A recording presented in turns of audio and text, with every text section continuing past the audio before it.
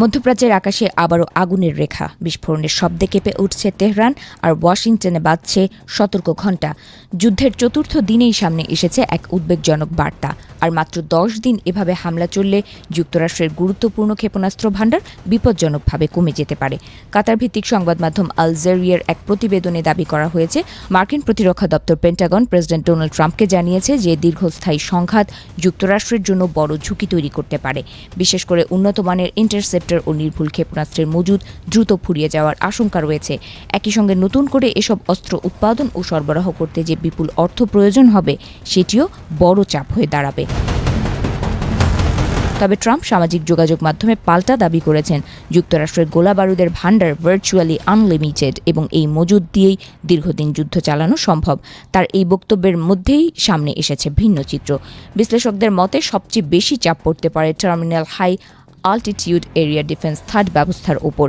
এই ক্ষেপণাস্ত্র প্রতিরক্ষা ব্যবস্থা মূলত শত্রুপক্ষের ব্যালিস্টিক মিসাইল মাঝ আকাশে ধ্বংস করার জন্য তৈরি।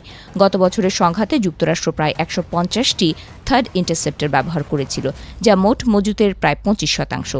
এছাড়া জাহাজভিত্তিক স্ট্যান্ডার্ড মিসাইল 3 এর ভাণ্ডারও কমে এসেছে বলে মার্কিন গণমাধ্যমের প্রতিবেদন।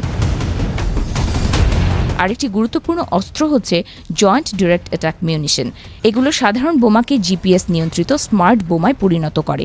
ইরানের লক্ষ্যভিত্তিক হামলায় এই ধরনের নির্ভুল অস্ত্রের ব্যবহার বেড়েছে বলে ধারণা করা হচ্ছে।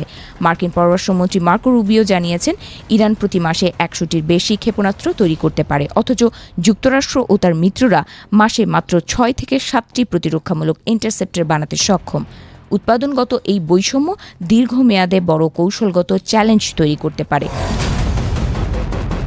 খরচের অঙ্কও কম নয়। প্রথম 24 ঘন্টার হামলাতেই ব্যয় হয়েছে প্রায় $779 মিলিয়ন।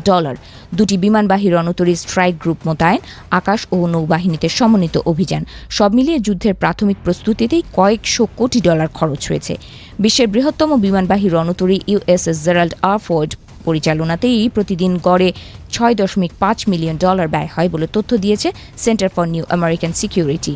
পেন ভার্টেন বাজেট মডেলের পরিচালক কেন্ট স্মেটার্সের হিসাব অনুযায়ী সংঘাত দীর্ঘস্থায়ী হলে ব্যয় $210 বিলিয়ন পৌঁছতে পারে। ইতোমধ্যে 2023 সালের অক্টোবরের পর থেকে ইসরায়েলকে $21 বিলিয়ন বেশি সামরিক সহায়তা দিয়েছে যুক্তরাষ্ট্র। পাশাপাশি ইয়েমেন ও মধ্যপ্রাচ্যের অন্যান্য অভিযানে অতিরিক্ত কয়েক বিলিয়ন ডলার ব্যয় হয়েছে।